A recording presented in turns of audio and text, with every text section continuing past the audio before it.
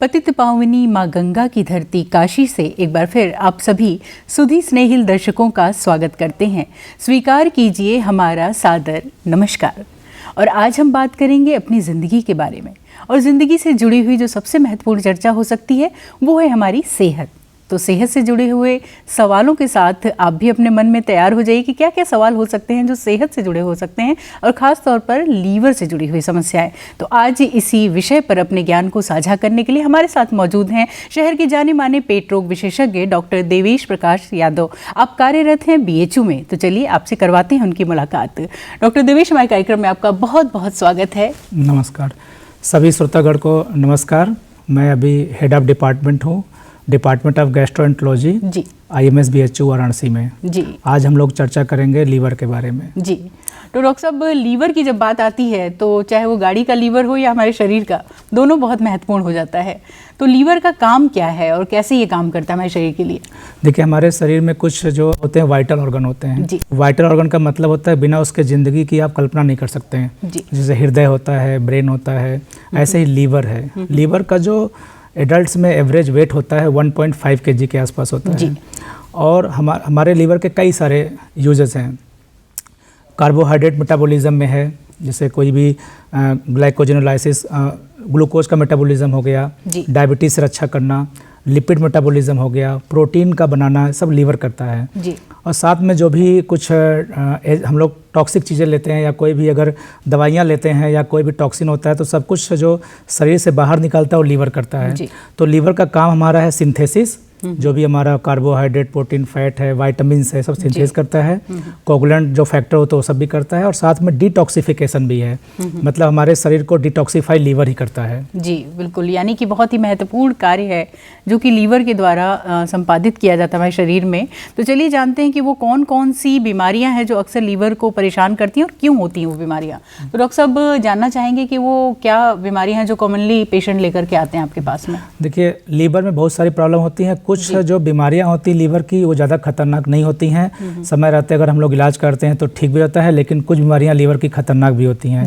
तो सबसे कॉमन जो लोग लेकर के आते हैं वो फैटी लीवर की समस्या लेके आते हैं। कोई कहता हमने अल्ट्रासाउंड कराया, उसमें जो है फैटी लीवर की समस्या या लीवर में सूजन की समस्या आई।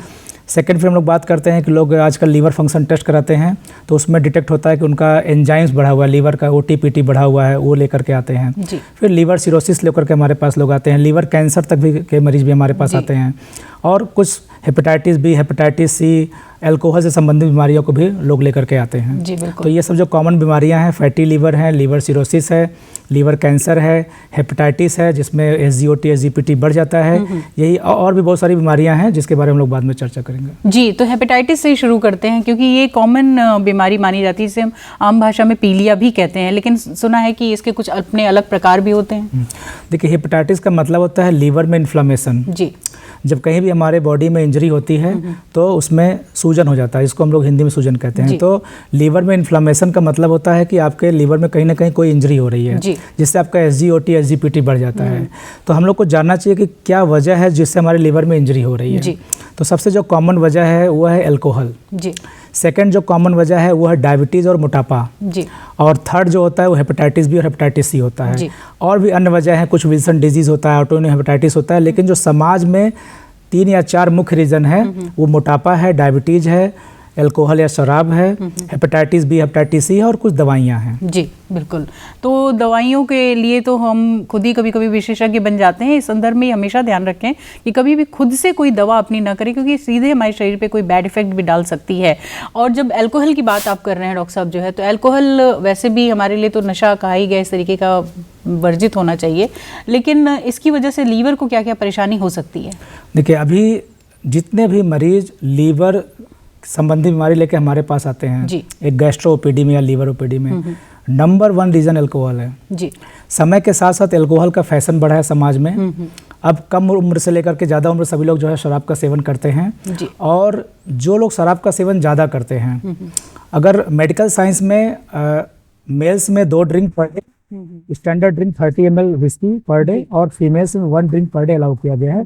उससे ज़्यादा प्रॉब्लम नहीं होती है। अगर आप 2 ड्रिंक से ऊपर जाते हैं या आप फ्रिक्वेंटली ड्रिंक करते हैं या बिंज ड्रिंकिंग करते हैं तो आपको लीवर की बीमारी हो सकती है, जो कि अगर आप समय रहते उसको बंद नहीं करते हैं तो लीवर सिरोसिस में तब्दील हो जाता है और लीवर सिरोसिस होने के बाद जान जाने का खतरा बहुत ज़्यादा हो जाता है। इसके कुछ लक्षण भी होते हैं, जैसे पैरों में सूजन आना, जलोधर मतलब पेट में पानी हो जाना, पीलिया का होना, भूख का कम लगना, खून की उल्टी होना या शौच में ब्लड आना, ये सब इसके लक्षण होते हैं जो लीवर सिरोसिस के जी। तो क्या इसका कोई ट्रीटमेंट भी है? अगर आप अल्कोहल लेने से अगर आपका लीवर सिरोसिस हो गया है तो आपका जो पहला इलाज है कि आप अल्कोहल बंद कर दीजिए। बिल्कुल अब्स्टेनेंस रखना है, अल्कोहल लेना नहीं है। और अगर उस अल्कोहल बंद करने के बाद भी आपका नहीं ठीक होता है तो लीवर ट्रांसप्लांट उसका फिर ऑप्शन होता है। आपको लीवर ट्रांसप्लांट सेंटर पे दिखा करके उसका इवैल्यूएशन कराना चाहिए। जी। और एक प्रॉब्लम आजकल है फैटी लीवर, अक्सर डायग्नोस हो रहा है लोगों में, बच्चों में, बड़ों में भी जो है, इसके पीछे क्या कारण है? देखिए, लोग अल्ट्रासाउंड करना चाहते हैं जी, किसी वजह से पेट में दर्द हुआ या रूटीन स्क्रीनिंग के लिए जाते हैं तो उसमें लीवर में आता है कि लीवर में फैट हो गया है। 3 ग्रेड लोग कहते हैं, ग्रेड 1, ग्रेड 2, ग्रेड 3 होता है जी। तो फैटी लीवर का मतलब होता है कि आपके लीवर में चर्बी हो गया है। तो चर्बी होना एक मेटाबॉलिक सिंड्रोम का पार्ट है। मेटाबॉलिक सिंड्रोम का मतलब होता है कि आपके बॉडी में जितना एक्सपेंडिचर होना चाहिए एनर्जी का उतना नहीं हो रहा है, उससे ज़्यादा इकट्ठा हो रहा है जी। तो इसके कुछ पार्ट्स होते हैं, जैसे कि डायबिटीज़ होता है, ब्लड प्रेशर होता है, ट्राइग्लिसराइड या चर्बी का बढ़ना ब्लड में होता है, मोटापा होता है, वेस्ट सरकमफ्रेंस बढ़ जाता है।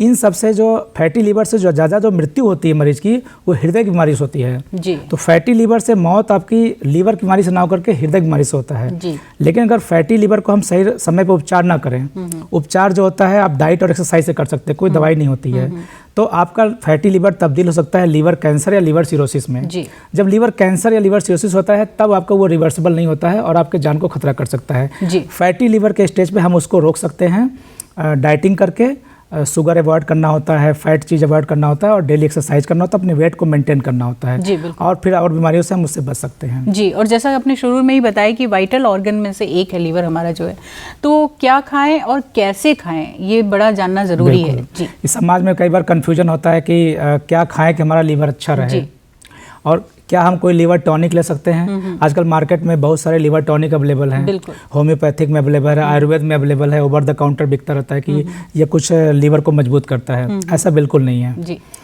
लीवर आपका खुद ही मजबूत ऑर्गन है। लीवर जब तक आपका 80% से ऊपर डैमेज नहीं होता है तब तक आपके अंदर कोई सिम्टम तक नहीं आता है।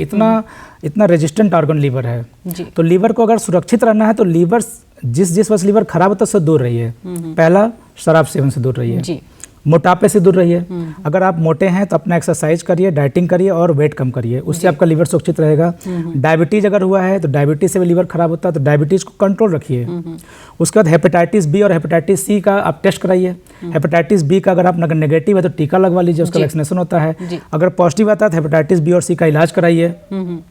उसके बाद भी अगर नहीं ठीक होता है, अगर लग रहा है कुछ लीवर में प्रॉब्लम है तो आप जो है अपने किसी नियर बाई में हिपैटोलॉजिस्ट या गैस्ट्रोनोलॉजिस्ट को संपर्क करिए जी। खाने पीने में रह गई बात, तो ऐसा खाना मत खाइए जिससे आप मोटे हो जाएं। जंक फूड अवॉइड करिए, फास्ट फूड अवॉइड करिए, ऑयली फूड अवॉइड करिए, रिफाइंड शुगर अवॉइड करिए, ये सब को अवॉइड करना है और डेली अपने लाइफ में एक्सरसाइज लेके आना है।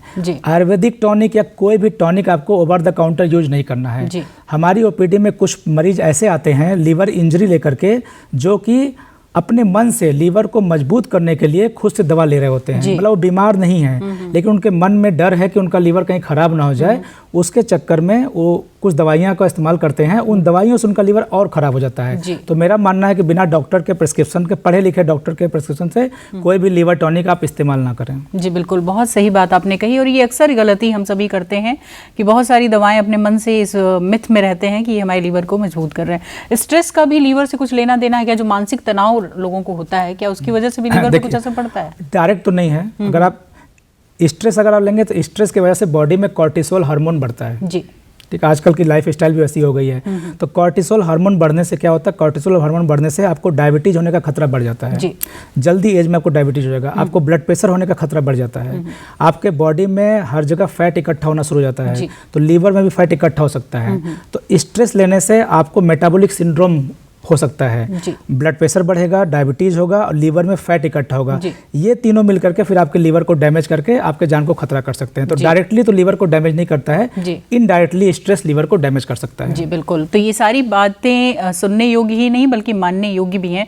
बहुत बहुत धन्यवाद देना चाहेंगे कि इतने सीमित समय में आपने लीवर से संबंधित बीमारियों के बारे में और उनके बचाव के लिए भी बहुत सारे सुझाव दिए। बहुत बहुत धन्यवाद और उम्मीद करते हैं कि ये कार्यक्रम आपके जीवन को और सुखमय और समृद्ध और सेहतमंद भी बनाएगा। तो इसी उम्मीद के साथ कि कुछ नई जानकारियों के साथ आपसे फिर होगी मुलाकात। दीजिए अनुमति। नमस्कार।